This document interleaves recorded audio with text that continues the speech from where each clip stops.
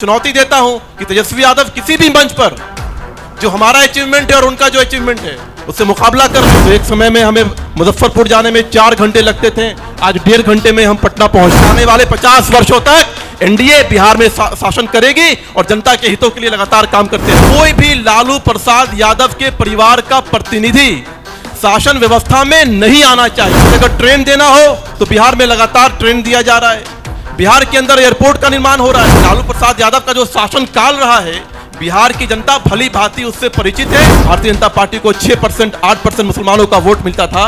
दिल्ली विधानसभा चुनाव में 12% से ज्यादा मुसलमानों ने भारतीय जनता पार्टी को वोट दिया। मंच में आए अंग वस्त्र और पौधे के साथ हम अभिनंदन करेंगे दानिश इकबाल जी का, और उसके बाद इनके साथ हम चर्चा करेंगे बदलते बिहार के बारे में, चुनाव के बारे में, और जानेंगे कि बिहार का माहौल इस बार किसके फेवर में है।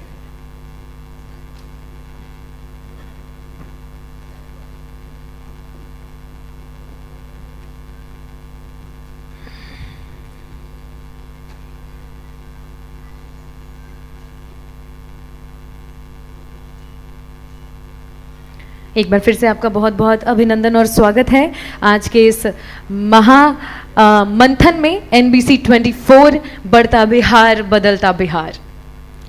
आज के संवाद को जारी रखने के लिए मैं मंच पे बुलाना चाहूंगी NBC 24 से मानसी जी को, और साथ ही साथ बिहार और सवरता बिहार में आज जो हमारे साथ हमारे अगले गेस्ट हैं बिहार बीजेपी के मीडिया प्रभारी दानिश इकबाल जी हैं। आज इस कार्यक्रम में हम इनसे संवाद करेंगे, बदलते बिहार और सवरते बिहार की तस्वीर को जानेंगे। इसके साथ ही बिहार विधानसभा चुनाव की रणनीति के बारे में भी चर्चा करेंगे कि इस बार एनडीए किस रणनीति के तहत बिहार में मैदान में आई है और जनता के बीच आएगी। सबसे पहले तो आपका बहुत बहुत शुक्रिया दानिश इकबाल जी हमारे साथ इस कार्यक्रम का हिस्सा होने के लिए। नमस्कार, NBC की 24 की पूरी टीम को धन्यवाद, और NBC 24 को मैं शुभकामना भी देता हूं कि वो डिजिटल मीडिया से निकल करके आज इलेक्ट्रॉनिक्स मीडिया की ओर बढ़े हैं। आगे भी आप पत्रकारिता में और मीडिया में ऐसे ही समाज का पक्ष रखें, इसके लिए मेरी पूरी शुभकामनाएं आपको है। बहुत धन्यवाद जी। दानिश इकबाल जी, बिहार में विधानसभा का चुनाव है और आज का ये खास कार्यक्रम हम चुनावी रणनीति पर चर्चा करने के लिए ही रखे हैं। तो बढ़ते बिहार और सवरते बिहार की तस्वीर को किस कदर आप बताएंगे? बिहार किस दौर से गुजरा है और आज बिहार क्या है? देखिए, जिस प्रकार से 2005 में नीतीश कुमार जी के नेतृत्व में एनडीए को जो बिहार मिला था, उस बिहार को आगे बढ़ाने का काम, उस बिहार को सुधारने का काम, उस बिहार को संवारने का काम पिछले 20 वर्षों में एनडीए की सरकार ने नीतीश कुमार जी के नेतृत्व में किया। जब वो समय था, बहुत चुनौतीपूर्ण भरा समय था, जिस प्रकार से बिहार एनडीए को मिला था। एक तो कुछ दिन पहले बिहार का बंटवारा हुआ, झारखंड एक अलग राज्य बना और लगभग 87% से ज़्यादा जो रेवेन्यू था वो झारखंड को चला गया। हमारे पास मात्र 13% का रेवेन्यू बचा, और वहाँ से फिर बिहार को आगे ले जाना, उस रेवेन्यू से बिहार को आज जब सम्राट चौधरी जी वित्त मंत्री के तौर पर बजट पेश करते हैं तो 3.5 लाख करोड़ का बजट पेश होता है। लगभग झारखंड के बजट से डबल का बजट पेश होता है।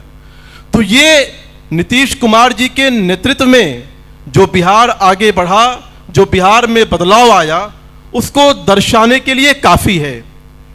बिहार चाहे वो सुरक्षा का मामला हो, चाहे वो अपराध का मामला हो, चाहे वो महिलाओं को सुरक्षा देने का मामला हो, शिक्षा का विषय हो, स्वास्थ्य का विषय हो, रोड और सड़क का विषय हो, हम कल्पना भी नहीं कर सकते थे जिस प्रकार से पटना एयरपोर्ट आज से कुछ दिन पहले तक था, और आज हम पूर्णिया में भी एयरपोर्ट का निर्माण कर रहे हैं। जब प्रधानमंत्री ने कहा कि पूर्णिया में भी एयरपोर्ट होना चाहिए, प्रधानमंत्री ने पूर्णिया में एयरपोर्ट का शिलान्यास भी किया और उद्घाटन भी किया। पटना के नए स्वरूप में आप लोग एयरपोर्ट देख रहे हैं। बिहटा में एयरपोर्ट का शिलान्यास हो चुका है, और बिहार के अलग अलग जिलों में भी एयरपोर्ट का निर्माण होने जा रहा है। पटना में आज मैरीन ड्राइव हो, बिहार का पहला 6 लेन पुल हो, डबल डेकर रोड हो, आज पटना अगर हमें मुजफ्फरपुर से, मुंगेर से, भागलपुर से गया से पहुंचना होता है तो एक समय में हमें मुजफ्फरपुर जाने में 4 घंटे लगते थे, आज 1.5 घंटे में हम पटना पहुंचते हैं। बेगूसराय से हम 1.25 घंटे में पटना पहुंचते हैं। तो ये जो पटना और बिहार में जो तब्दीलियां आई, ये जो रोड, सड़क, पुल का जो जाल बिछा और जो सुरक्षा का भाव दिया गया, बिहार पूरी तरह से बदल चुका है। और नीतीश कुमार जी के नेतृत्व में जिस प्रकार से बिहार बदला है, निश्चित तौर पर ये एक बहुत बड़ा चुनौती भरा कदम था जिसको नीतीश कुमार जी की सरकार ने स्वीकार किया और बिहार की जनता के आशीर्वाद से बिहार को संवारने और सुधारने का काम किया। दानिश जी, कुछ दिनों बाद, 1-1.5 महीने बाद विधानसभा के चुनाव होने हैं और अब हम लोग थोड़ा चुनावी मोड में आते हैं। एनडीए कह रही है 225 सीटें, उमेश कुशवाहा जी कह रहे हैं कि अगर हम लोग 243 भी जीत जाए तो कोई शक नहीं कि हम लोग 243 सीटें भी जीत जाए। निश्चित तौर पे बिहार का विकास हुआ है। तो क्या 243 सीटें या 225 सीटें, एनडीए कितनी सीटें जीत सकती है इस विधानसभा चुनाव में? देखिए, सबसे महत्वपूर्ण है जनता का विश्वास, और जनता का विश्वास जो है वो एनडीए के साथ है। एक तो एनडीए का पटना से लेकर के बूथ स्तर तक जो समन्वय हुआ है, हमारे 5 घटक दल, जनता दल यूनाइटेड, रामविलास पासवान जी की जो लोक जनशक्ति पार्टी, उपेंद्र कुशवाहा जी की पार्टी, मांझी जी की पार्टी, पहली बार आपको देखने को मिला होगा कि किस प्रकार से एनडीए पटना से निकल करके बूथ स्तर तक एनडीए का सम्मेलन करा रहा है, किस प्रकार से जिला वाइज सम्मेलन हुआ, किस प्रकार से अभी जो है विधानसभा वाइज सम्मेलन हो रहा है। और एनडीए के जो कार्यकर्ता हैं जिला स्तर पर, विधानसभा के स्तर पर, लगातार उनके बीच में संपर्क, समन्वय हो रहा है। ये हमारे एनडीए की शक्ति है। दूसरा, हमारा जो रिपोर्ट कार्ड है, नीतीश कुमार जी के नेतृत्व में पिछले 20 वर्षों का रिपोर्ट कार्ड, और 2014 के बाद आदरणीय प्रधानमंत्री श्री नरेंद्र मोदी जी के रूप में जो बिहार को जो योजनाएं मिली, बिहार को जो आर्थिक तौर पर जो सहायता मिला, वो कभी ऐसा नहीं हुआ था। आज अगर ट्रेन देना हो तो बिहार में लगातार ट्रेन दिया जा रहा है। बिहार के अंदर एयरपोर्ट का निर्माण हो रहा है। देश में कभी पहले 1 एम्स होता था, आज बिहार के अंदर 2-2 एम्स का निर्माण हो रहा है। आज बिहार के अंदर सभी जिलों में मेडिकल कॉलेज का निर्माण हो चुका है। आज बिहार के अंदर सभी जिलों में इंजीनियरिंग कॉलेज का निर्माण हो चुका है। और चुनाव जो होता है वो नैरेटिव के बीच में होता है। हमारा जो नैरेटिव है, डेवलपमेंट डेवलपमेंट डेवलपमेंट, हमारी सरकार के द्वारा किए गए डेवलपमेंट। दूसरी तरफ वे लोग हैं जिन्होंने आज तक, अब मैं बड़ी चुनौती के साथ आपके इस चैनल के माध्यम से पूछना चाहता हूं कि कोई भी ऐसा व्यक्ति मुझे बता दे कि तेजस्वी यादव ने कभी भी किसी भी चैनल पे, किसी भी प्लेटफॉर्म पे अपने माताजी और पिताजी के 15 वर्षों के कार्यकाल का जिक्र किया हो। कभी भी उन्होंने अपने माताजी और पिताजी के शासनकाल के अचीवमेंट का जिक्र किया हो। ना उनके पास कोई अचीवमेंट है, ना उनके पास बिहार को ले जाने का कोई विजन है। और दूसरी तरफ एनडीए प्रधानमंत्री जी के विजन के साथ चट्टान की तरह खड़ा है कि बिहार को कैसे आगे ले जाना है। और हमारे पास अचीवमेंट भी है। केंद्र सरकार के तौर पर भी बिहार में जो काम किए उसका भी अचीवमेंट है, और बिहार सरकार के तौर पर जो एनडीए ने काम किया उसका भी अचीवमेंट है। तो मैं चुनौती देता हूं कि तेजस्वी यादव किसी भी मंच पर जो हमारा अचीवमेंट है और उनका जो अचीवमेंट है उससे मुकाबला कर लें, तो निश्चित तौर पर हमें पूरा विश्वास है कि हमारे अचीवमेंट, हमारे संगठन की शक्ति के बल पर हम पूर्ण एक बार जो है 2025 में 2020 हो, 2025 हो, 247 हो, 225, 220, 247 कोई भी आंकड़े हो, उसको पार करने के लिए हम सक्षम हैं। मतलब दानिश इकबाल जी, आप दावा कर रहे हैं कि इस बार भी चुनाव में आपकी ही सरकार बनेगी बिहार में? निश्चित तौर पर। कारण है, इनफैक्ट आपने उसके आगे के भी साल गिनवाए हैं कि उसके आगे तक भी हमारी ही सरकार रहेगी। बिल्कुल, उसका कारण यह है कि जिन लोगों ने 2005 से पहले बिहार को देखा है, वो लोग इस बात को जानते हैं और इस बात से आश्वस्त हैं कि दोबारा बिहार की सत्ता में कोई भी लालू प्रसाद यादव के परिवार का प्रतिनिधि शासन व्यवस्था में नहीं आना चाहिए। अगर लालू परिवार का कोई भी प्रतिनिधि, क्योंकि देखिए एक बात तो तय है कि हमारा मुकाबला सीधे लालू प्रसाद यादव से है। लालू प्रसाद यादव बिहार के नेता हैं और जो भी वोट बैंक है वो लालू प्रसाद यादव के पास है।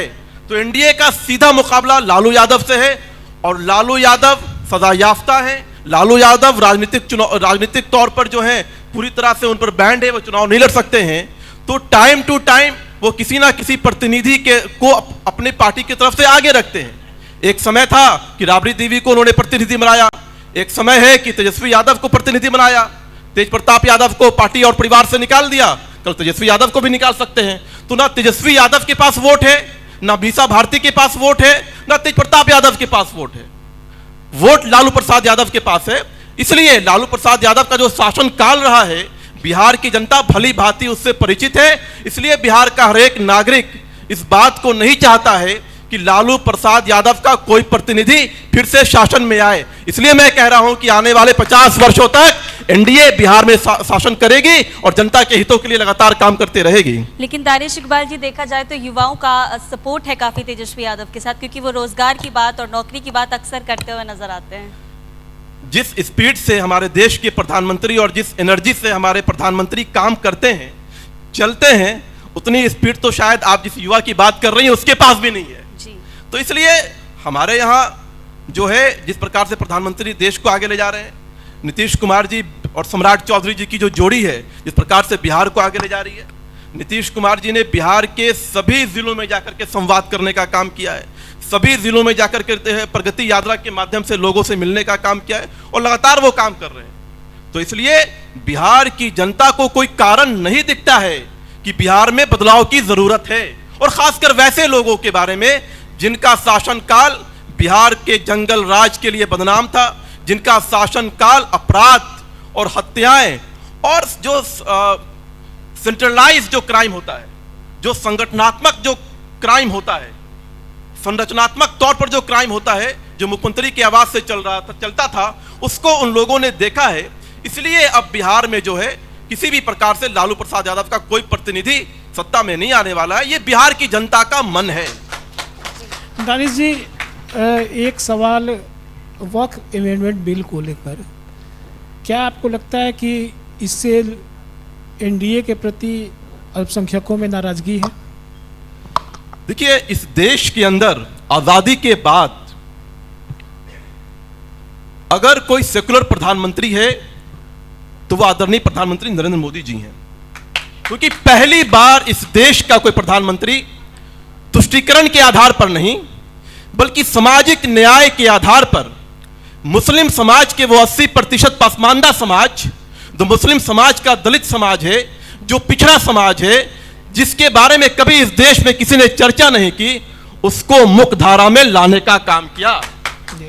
अगर देश के अंदर जम्मू कश्मीर से धारा 370 को समाप्त किया गया तो उसका सबसे ज्यादा फायदा जम्मू कश्मीर के रहने वाले पसमानदा मुसलमानों को मिला। उनके जीवन में पहली बार उनको आरक्षण प्राप्त हुआ। जो हमारे समाज में हमारी बहनें और बेटियों की जिंदगी को जो है जहन्नम बनाती थी, उसको निजात दिलाने का काम प्रधानमंत्री श्री नरेंद्र मोदी जी ने किया। और वो वोट बैंक के लिए नहीं किया, वो तुष्टीकरण के लिए नहीं किया, वो वाकई में हमारी मुस्लिम बेटियों को कैसे जहन्नम से निजात दिलाया जाए उसके लिए किया। तो इसलिए मैं कहता हूं कि सामाजिक न्याय के आधार पर अगर किसी ने मुख्य धारा में लाने का काम किया है तो प्रधानमंत्री श्री नरेंद्र मोदी जी हैं। और जहां तक वक्फ अमेंडमेंट बिल का सवाल है, हम सब जानते हैं कि वक्फ बोर्ड के पास इस देश के अंदर रेलवे और आर्मी के बाद सबसे ज्यादा जमीन था, लेकिन आज तक पूरे देश में ना एक मदरसा बनाया गया, ना एक तालीमी मरकज बनाया गया, ना एक हॉस्पिटल बनाया गया। तो आखिर वो पैसे गए कहां?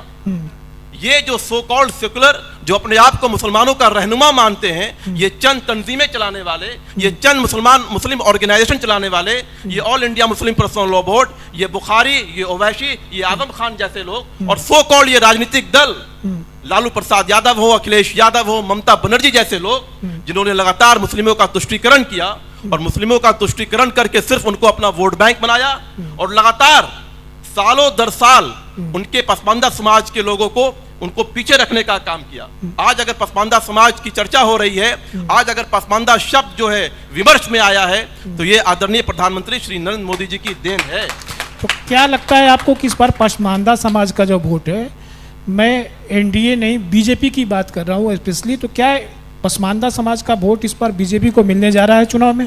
निश्चित तौर पर देखिए, जिस प्रकार से केंद्र की सरकार की जो योजनाएं रही हैं, उसका सबसे बड़ा अगर कोई लाभार्थी वर्ग है तो वो मुसलमान समाज का 80% पसमानदा समाज है।